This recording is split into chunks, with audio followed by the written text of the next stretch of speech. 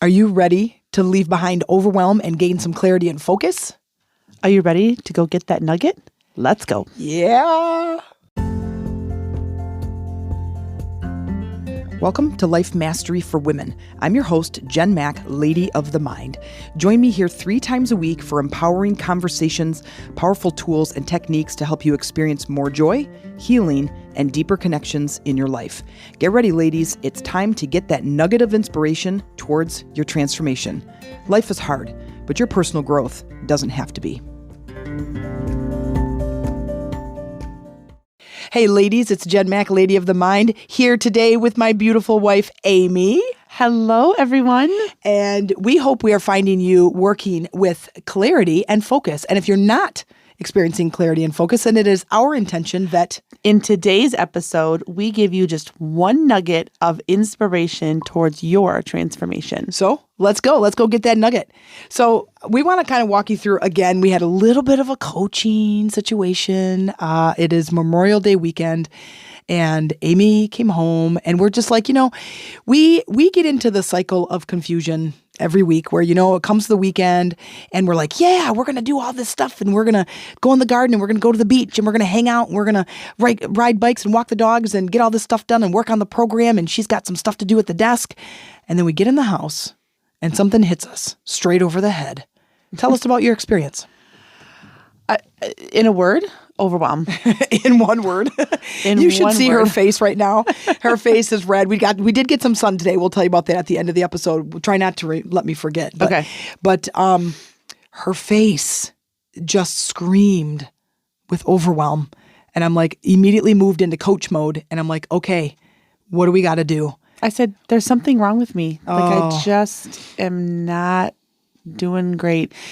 So just so you know, I'm like the girl that is, from the time my feet hit the floor, I am go from one end of the day to the other. And, when I'm home, I'm working at the desk and working on stuff and all the stuff. Whatever the stuff is. Phone calls, emails, paperwork. And I just lately have been like, I just don't know what to do or which thing to do. So I actually am going to lay down and watch this movie, which most of my family's like, what's wrong with her? Because she usually is doing 12 things while we're watching a movie. Yeah. And for those of you that don't know, we have 3 boys. One of them is out of the house and happily married. And we have 2 boys at home, a 14-year-old and a 17-year-old. And our 17-year-old is about to turn 18, will be the beginning of July. And he has autism. So there's a little bit of paperwork around that for any of you who have families with disabilities, that sometimes when they move into, quote, adulthood, that they still need some other support. And so there's a whole big process to gaining guardianship of Brandon, because as he's an adult, then, we move into different roles, so to speak. And so that's a lot of paperwork to manage. So that's just one of the things. And that's a big deal if you've ever gone through something like that. And I was just going to say, and I'm not even sure if this came up in our conversation yesterday, but as you're talking about it right now, I've been aware of this, but it is a tasky thing, if that's a word, that I need to do. But it's also a very emotional thing. Yeah. Like I'm his mom and I'm still going to be his mom. But then now, like you just said, there's this other role. So it's also possible that, as I'm navigating through some of this, that there's some somewhat heavy emotion with it too. And isn't that parenting? That as the kids, they're little and then they transition there, in elementary school, and then they're in upper L, and then they're in high school, and then, oh my gosh, now they're getting ready for college.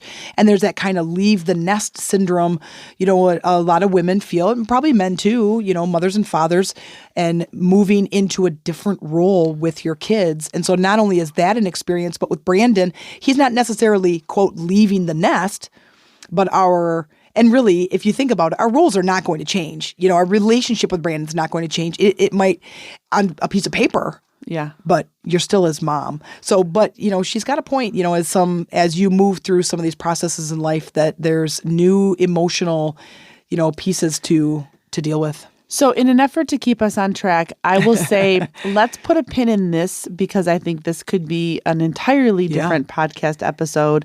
But I'm recognizing, and you also should recognize, all you listeners, that as you are dealing with how to take care of overwhelm, that we're going to talk about what we did, recognizing that just like anything else that Jen ever talks about, there's also a whole lot of emotion behind it. And it's very rarely just what it appears to be on the surface. Right. Well, and you think about all the things that that you do at the desk. Sometimes you can just get out a piece of paper or your computer and you just do the task. But if there's procrastination, if there's avoidance, all of those things are hints and clues to something bigger and something deeper. And in my work, what I do in working with energy and emotional states is trying to get to the bottom of that. Is what is the reason behind the procrastination or the avoidance? And sometimes there's a huge epiphany back there, and we're still digging through that. Sometimes it's hard, as the brain doesn't want to always just freely give that up because it's a sense of control. And then Protection. and she said protection because she kind of sat back from Sorry. from the microphone. I got to get her trained on how to use the microphone. You got to be straight up on top of that thing for people to hear you. So, but hey, you know what? Just a real quick break here, or a little plug-in. If you are interested in some more like emotional things as it relates to parenting specifically, or possibly even relationships, drop us a comment. If you're hearing this on YouTube, like and give us a comment on this particular podcast, or come to our Facebook groups, either Lady Rising on Facebook or Chakras for Beginners. Wherever you're hearing it, wherever you're in contact with us, give us a comment that says, yes, give us more parenting. If you're dealing with overwhelm and you're looking for help with releasing as your kids are growing, and that means that we as parents have to show up differently to be able to best support them as they grow and develop. So, all right, moving on to the story. So here she shows up, and it's the weekend. We're so excited and overwhelmed. I could see it in her face. And this was, I don't know, whatever, Friday morning or something. And so I see it in her face, and I just look at her. I'm like, what? And she's just like that look of overwhelm. And I said, okay. I said, so what do we need to do first? And so tell me, so I just said, okay, so tell me what's happening. So here she's able to just, well, tell me, we just kind of called it, I said, there's just so much in here. And I knew there was lots of things that she knew about and lots of things that she didn't, or maybe didn't realize how much might be involved in what I was thinking about that particular topic. And so I said, okay. I said, I just kind of need to, or she said, sometimes maybe would it just be helpful to get it all out? And I said, yes. So we did what we might refer to as kind of a brain dump. Yeah. And even before that, we were talking about, before, because, in my episodes, I say a lot about what we want to do is just engage with the environment. So what I suggested is let's get our energy in alignment first. Mm-hmm. And before we get out the paper, and there's a lot of power in that. There's a lot of power in doing the big thing that we'll tell you in just a second, which you just hinted at, is the brain dump, but is aligning our energy first, or trying to move any stuck energy that's in the way that might be creating this big block. So I'm like, okay, overwhelm is for me, at least in my experience, and you tell me if it's different, for me, it's a very fast, high energy state. So it's all of my upper chakras, my chest, my arms, and even my legs, even because I want to like get up and move. And the energy like in my head and my upper chakras, it's very scattered and chaotic. So what does overwhelm feel like to you? I think that it can feel that way. And I think that it had gotten to be so much that it was actually pretty heavy. Yeah. It was I think you could tell by just being around me or looking at me, that instead of being like, oh my gosh, and sometimes I'm like, oh my gosh, I have so much to do and I have to, then I'm, bouncing from one end of the house to the other. But this one was more like I just don't know what to do. I just can't move. It wasn't quite that dramatic, but it was heavier and slower. But often, to me, that just tells me it was way more than usual. Yeah, that's what I was just going to say, is that now she just filled her overwhelm bucket all the way to the top and is like, let's just go take a nap. Completely. I don't want to do anything. I don't want to go anywhere. I have this, it's way too heavy. So then what we wanted to do, and why I chose to get grounded, and for those of you that don't know, grounding really puts you in your body, connects you to Mother Earth, and allows you allows you to really become present with yourself and kind of lock into that emotional state, but get really, really present in your body. So we're going to do a guided meditation, but it's been absolutely gorgeous out. And so we decided that instead of doing a guided meditation, which you can find them anywhere, I have a couple of them on my podcast episodes, but you can go to YouTube and find a grounding meditation. And they're amazing for those of you that feel anxious or really high energy like that kind of chaotic energy. Grounding every single day is going to absolutely help you. I can't even begin to tell you how much it's helped me. And so instead of doing a meditation, another thing that what we decided to do is let's go take the dogs for a walk. And so we go to this big open park. It's like this dirt road that kind of goes around the park with baseball diamonds. It's lots of wooded trees. What else would they be? Lots of woods, big open space. And to me, I love big open space like that. And so what we decided to do is just let's go wander around out there. And with our intention, we got out of the car and I said, with every step we take, it's going to ground us into Mother Earth and bring in the energy of clarity and focus. So let me just back up just a second just to say that is it doesn't always have to be clarity and focus. For me, sometimes, well, actually mine is clarity when I'm looking for overwhelm, but a lot of my clients, when they're feeling overwhelmed, their go-to is if you weren't feeling overwhelmed, you would be feeling what? And a lot of times for them, it's calm. Mm-hmm. For me, when I'm creating content, mine is about clarity. And so Amy's was clarity and focus. Yeah. So just ask yourself that question. Yep. And not say what's the opposite of overwhelm. Right. Is to ask yourself specifically, because there's times where you might feel overwhelmed and maybe it's calm that you want. Maybe it's peace. Maybe it's harmony. Sometimes it's clarity. Sometimes it's focus. So make sure you ask that question out loud. That's a really powerful thing. Mm-hmm. So when we went on our little walk, we set the intention for clarity and focus. And we wandered around and we talked about things, but it was pretty quiet. Yeah. Slow. Yeah. Slow wandering and really feeling our bodies, really feeling our feet hitting the ground. And then we did kind of a lap. And then I asked her how she was feeling. And definitely feeling better. The sun was amazing too. So really soaked in the sun and just really felt present. Yeah. Yeah. And then from there, and it was probably, I don't know, it's like 9 or 10 miles from the house. And so we drove back to the house and we kind of got grounded again. I mean, we stayed grounded. And then we got back to the house. And now because we're not in that high overwhelmed state, now we can brainstorm. Or it was brain dumping is what it's called. And do you want to give them an explanation of that? Well, I want to tell them something else that was interesting to me. So when she's like, okay, let's go. Do you want to lay on the big couch or the little couch? And I'm like, I thought we were going to get to work. And she's like, well, we are, but I figure if we can lay down or at least sit in a relaxed way, then we will just kind of keep this flow going instead of getting all kind of ramped up again. I was like, oh, okay, because I was kind of confused for a second. I mean, I was all about a nap, don't get me wrong, but. And we're thinking, she going to coach? Because if she's going to coach, then I'm going to need the Kleenex and I have to go to the bathroom first. And I'm going to have to. But I have noticed that about me when I'm creating something, creating some content, that if I stay in that relaxed position, that I can keep my energy a little slower moving and then I really can focus. I have a lot of energy in the day. And so I recognize that about myself. And maybe you try that if you're feeling some overwhelm.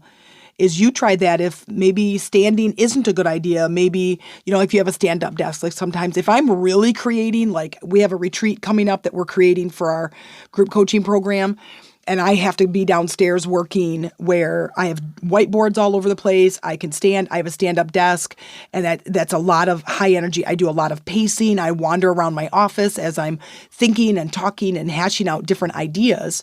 Then that's a high energy state and that's a good state for me. But if I'm like writing an email or creating posts or creating podcast episodes, then it's better for me to stay in a relaxed position. So anyway, so we get in this relaxed position and I have a pad of paper and I'm sitting across from her and she's laying down and I'm like, okay, let's do a brain dump. So tell everybody, for those of you at home who are listening to this episode, if you don't know what a brain dump is, it's different than a brainstorm.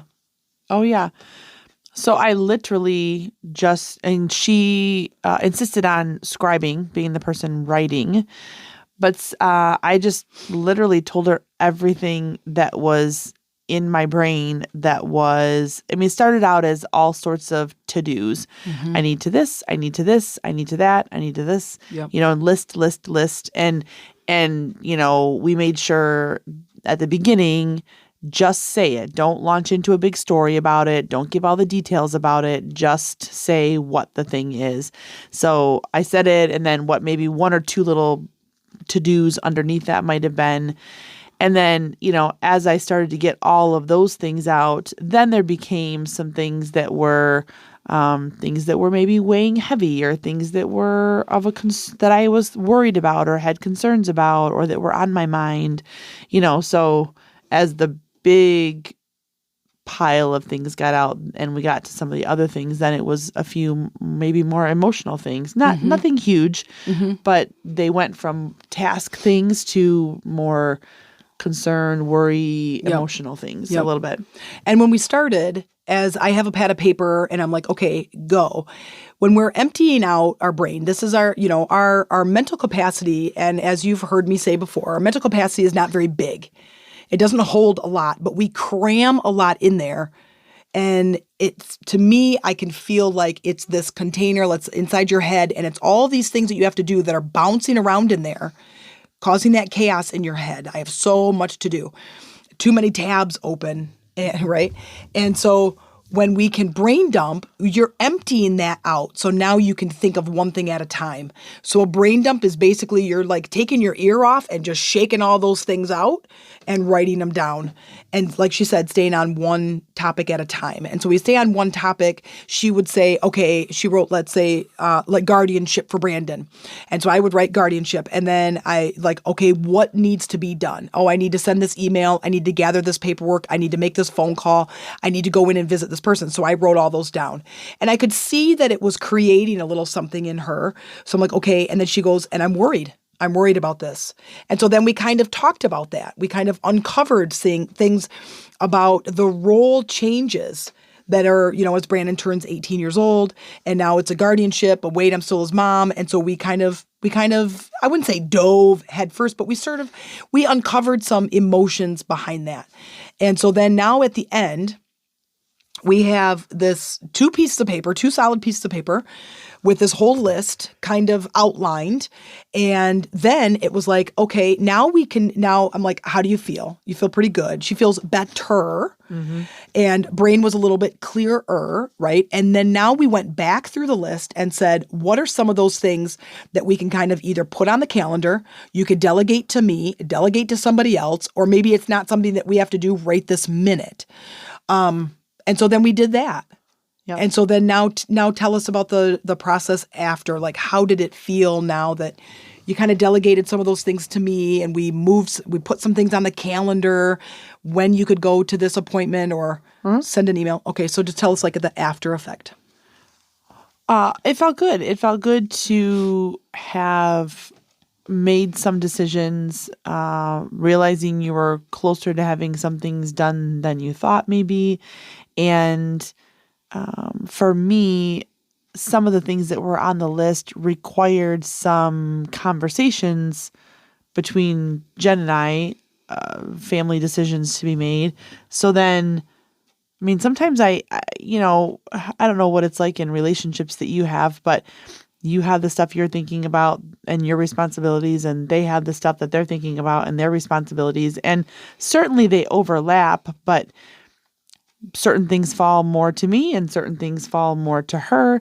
And so then when this conversation comes up where now we're able to, whether it would just be the summer schedule for the boys, for example, well, I need her input and I can't finish that project until we talk about it.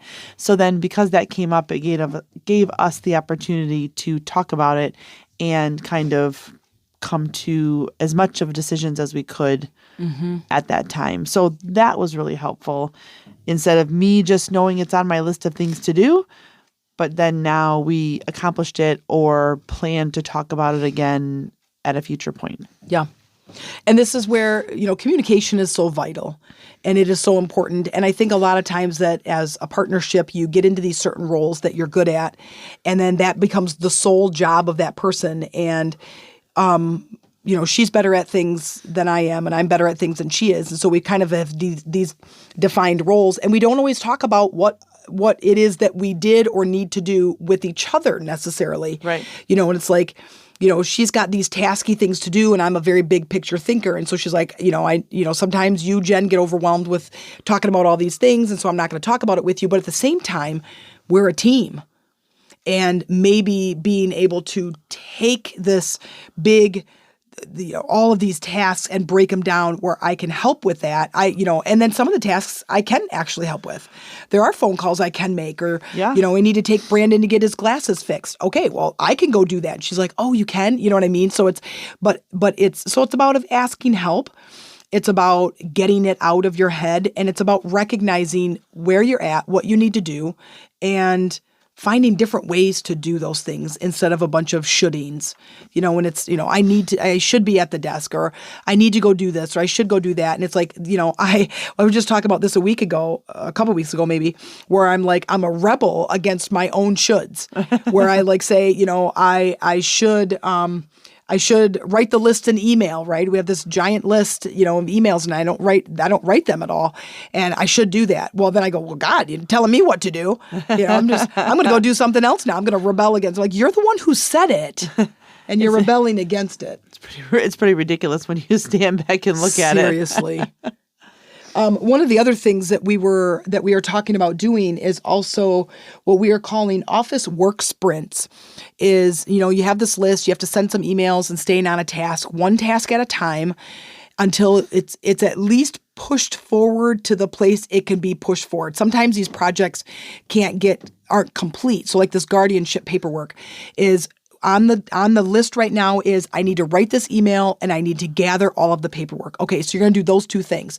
Write the email and hit send. Yes, the project isn't complete because you're waiting for this response from the person, but that's okay. You did what you needed to do in that moment. You can check those things off and then move on to another topic.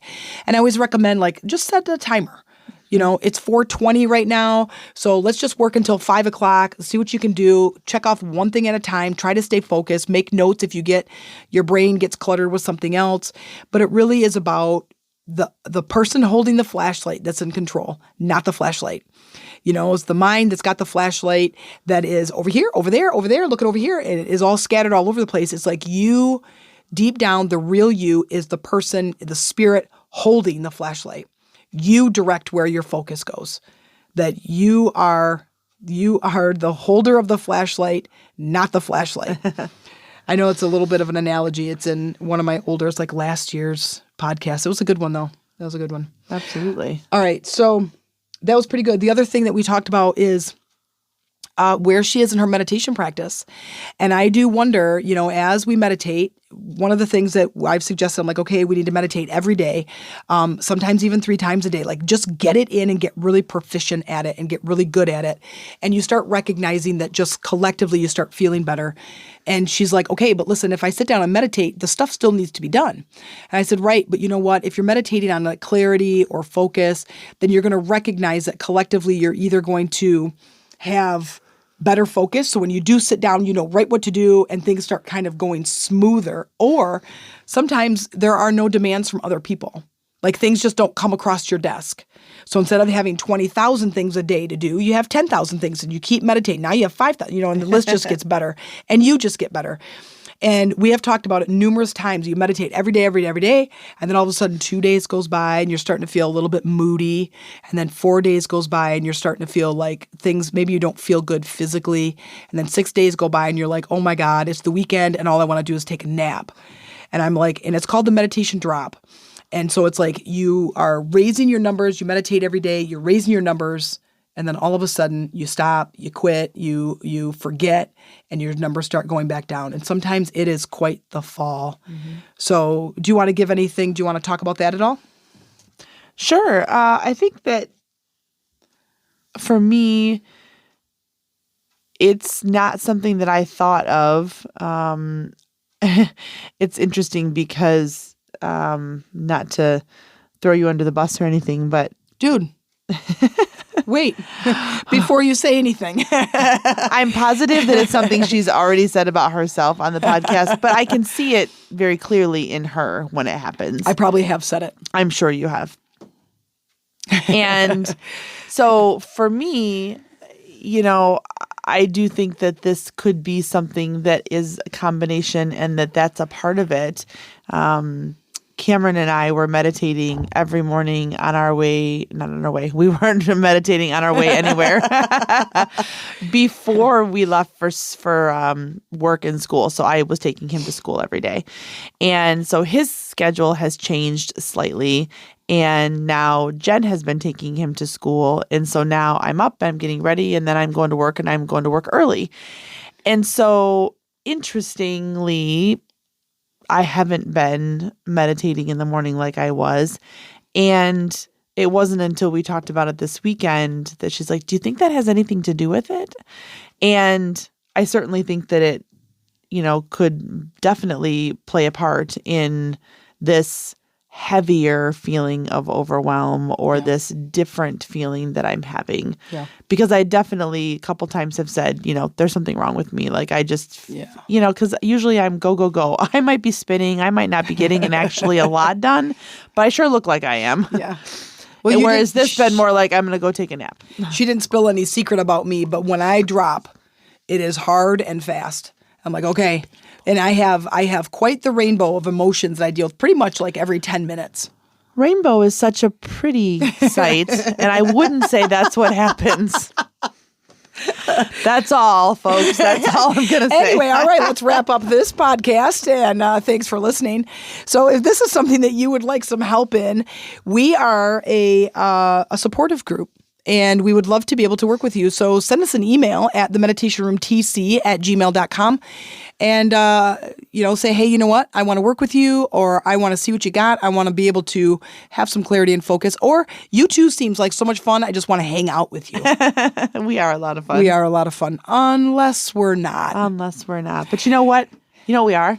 We're real. We're real. This is us. I can't use that because that's trademarked. But anyway, also a very good TV show if you want to check that out. This is us. So the meditation room, tc@gmail.com. Send us an email. Say, hey, you know what? I want to see you guys. I want to work with you. I want to get as good and as funny and strong as you guys are. and then let's just have a chat. We'll have a chat and see how we can best support you. In the meantime, keep going, keep growing, and keep getting those nuggets and keep transforming. And we'll see you next time. Bye, everyone. Thanks for listening. And if you enjoyed this episode, I would love for you to like, subscribe, and leave a comment as to how this has inspired you. If you're interested in learning about our Lady Leaders Retreat and to join a community of women who connect, heal, and create a life that is full of joy, inspiration, and empowerment, then send me an email at themeditationroomtc@gmail.com. Subject line, let's talk. And I will set up a time for us to have a conversation. And in the meantime, keep going, growing, and transforming, and keep looking for those nuggets of inspiration.